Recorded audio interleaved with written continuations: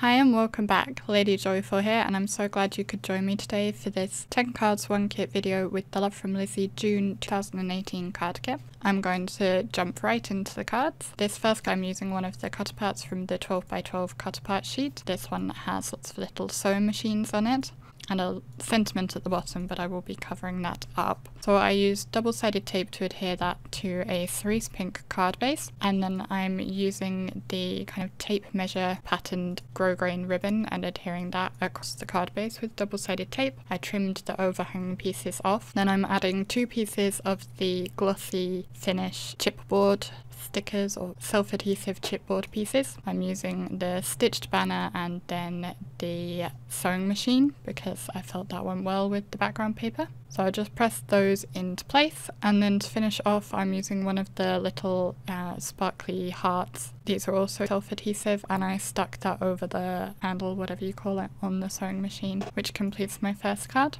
My second card uses another of the cut parts. This is the large kind of face cut part, and I decided I would colour in the hair with my Spectrum Noir Illustrator markers. I think I saw that Alicia or Crazy Paper Chick did this same kind of thing where she coloured in the hair on hers. She used Copic markers. I only have Spectrum Noirs, so I will put a link to her video so you can go and see what she did with the kit as well. So I just kept my colouring pretty simple. I have 3 shades of brown and just went darkest on the left hand side of each segment and blended out to the lightest on the right hand side. Then I'm using one of the stamps from the Maker's Gonna Make stamp set which Lizzie made, and I stamped it with My Favourite Things Black Licorice Hybrid ink, which is my go-to black ink. I'll adhere the cut part onto a sunshine yellow card base. I used tacky glue for this, and then I decided I would finish off the edges by applying some of the peel-offs. This time we have soft lilac gloss finish peel-offs, so I just put one on either side, and I'm using my reverse tweezers just to help me with the positioning of them. And once I have them in place, I will cut off the overhanging pieces. Then as a little extra embellishment, I'm using a tonic aqua shimmer pen to add some sparkle to the glass portion of the glasses, and then I'm carefully going over the top of that with my Glossy Accents, which will give the look of glass being there within the glasses. And that finishes my second card. My third card uses some of the stickers that came in the kit. I might not have these stickers in your kit. Each kit came with 2 sheets of stickers, and there were a total of 8 possible sheets. So what you get in your kit or what the other design team members got in their kits may not be the same as what I had in mine. But I had these little square stickers, and I thought it would be fun to make a feature of them on a card. So I'm laying them out in a kind of grid pattern. I won't use all of them. I think I use 9, and there's a total of 12, so there's 3 left over, and I just kind of picked ones that I thought would work best for the look of the card I was going for. So I'm adhering them onto my medium grey card base, and I do bring in my T-square ruler to help me line them up, although they still end up being a little bit wonky because I had a hard time getting them straight. For my sentiment, I masked and selectively stamped one of the sentiments so that I could have just the "you are", and then I'm using the chipboard piece that says "crafty". I decided to add some peel-offs in between the stickers in the empty space just to add a bit more interest. In hindsight, it might have been better to create a grid first with the peel-offs and then use them to help line up the stickers. If you want to recreate this card, if you did get these stickers in your kit, that might be a better way to do it. And once I had all the peel-offs in place, I decided I would add just a few drops, and these ones are liquid Mercury, which are a nice silvery colour, Nuvo drop. So that completes my third card. For the fourth card, I'm using the blue pearlized card as a card base, and I'm going to use these 3 chipboard heads as the kind of focal images on my card. And I thought the best way to get them lined up properly would be to use the negative portion of the chipboard sheet and just slip them in. It's very well, helped me have them evenly spaced apart from each other and straight along the card base. I did just adhere them down with their own self-adhesive, but I had some trouble with them sticking. I don't know if it's because of the thickness of the pearlized card or to do with the humidity in my craft room, but I did end up going back and putting glossy accents behind them to help them stick. Then I stamped a sentiment onto a snippet of white and I die cut it with a hexagon that was actually from the March kit. I went around the edge of the hexagon with some silver ink, and then I'm using double-sided tape to adhere the hexagon to my card base over the top of the ribbon, and this is the navy organza with a satin edge, and that completes that one. So then we're on to card number 5, and this one would be ideal for the Love From Lizi monthly challenge that's going on at the moment. The challenge theme is stripes, and this kit has lots of great things you could do to make cards with stripes. I'll have a link to that challenge down below if you want to check that out. For the card, I started by trimming on a cut apart, adding a sentiment to it, and then putting a peel off across it. And then I'm working on my card base, which again I've used a sunshine yellow card base. I'm using the Pretty Plaid stencil that came in the kit, and I'm not making plaid, I'm just making stripes. I'm using, I think it was Worn Lipstick Distress Oxide ink. I will have links down below, there'll be links to everything down below, and they are affiliate links, which means if you buy something after clicking on my link, you will be helping to support me and my channel to keep making these videos. So once I'd finished blending, I popped up my panel on foam tape and added that over the top. I have these 3 chipboard pins, and I just kind of put them scattered along one side, removed the backing paper so that I could adhere them down, and that finished card number 5. Card number 6 was a little bit time consuming to make. I ended up making a plaid background, but not using the stencil, using the peel-offs.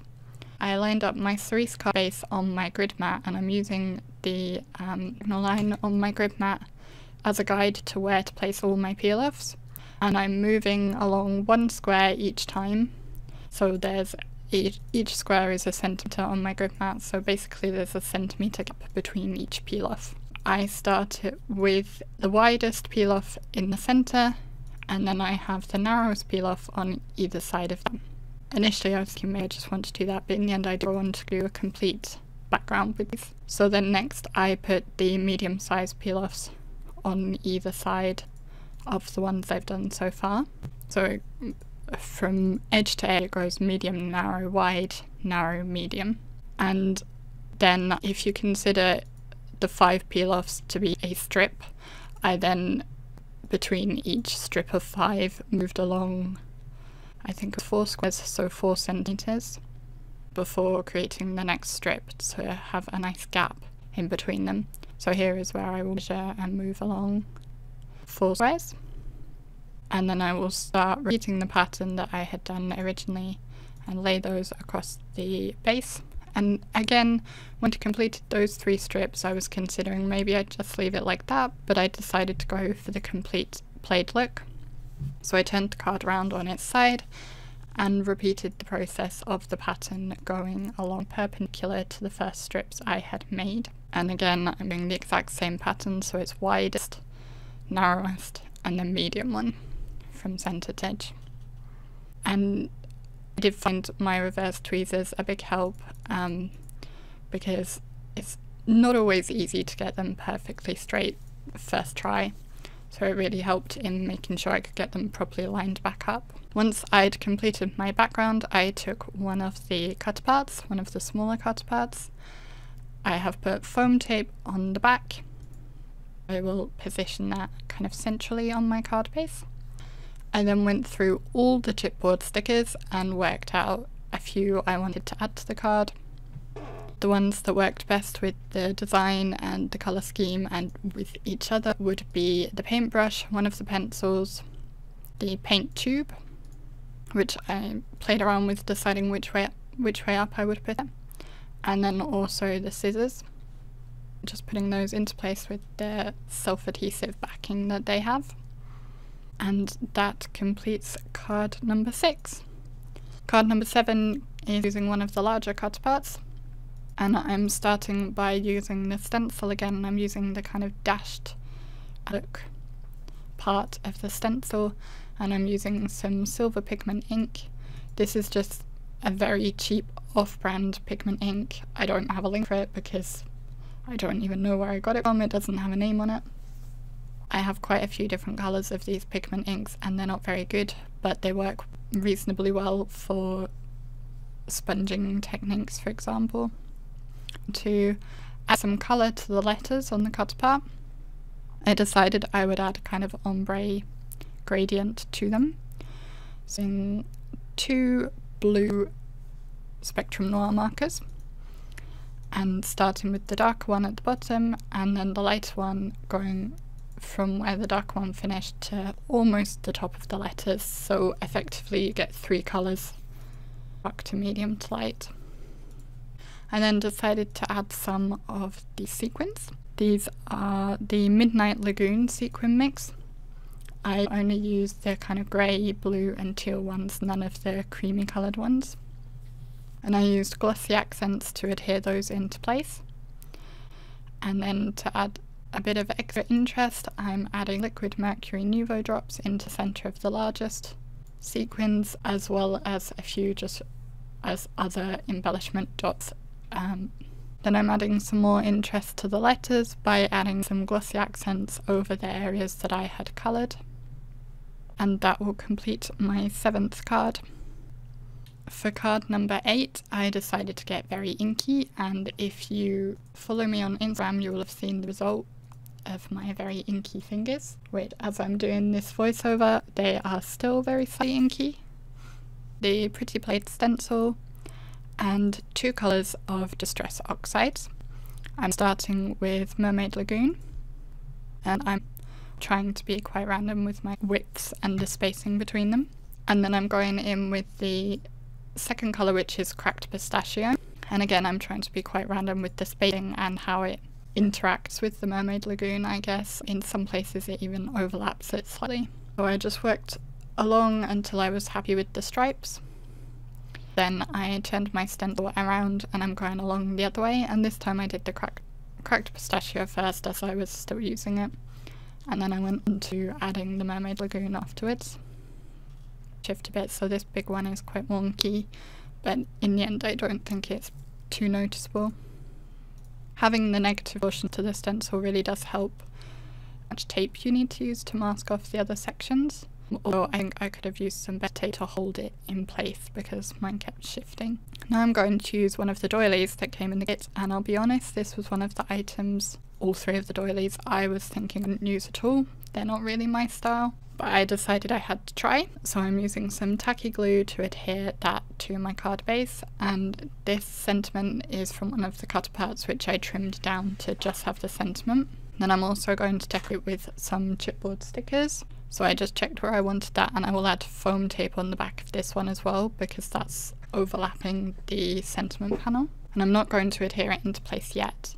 I played around and worked out where I wanted the rest of the chipboard sentiments, and I also, as a little something extra, I have die cut a little button using one of the dies that came in the kit. And then I will adhere my pieces of chipboard into place, and I decided it would be fun to embellish them with the Nuvo drops. The idea mostly came from looking at the thimble and seeing the little dots along the thimble, and I thought it would be really fun to put drops all along them. And then I also put them in the holes of the buttons and on the corner of my sentiment as well, which completed card number 8. Card number 9 was definitely the most time consuming of the cards I made. I stamped out 3 ladies using the stamp set. I did that off screen, and I coloured them off screen as well using my Spectrum Noir markers. And then I'm going to die cut them all out using some square dies. These are some, I think they're memory box dies, which have now been retired, the particular ones I use, but you could use any. And I also cut with the next size up. I cut backgrounds for them with the Lawn Fawn Got to Have Gingham pattern paper. Then I am working on the waterfall element of my card because this is going to be an interactive waterfall card. So I cut a strip of white card to be the same width as my little panels. And then starting from the bottom, I scored one square that's so the same size as my panels.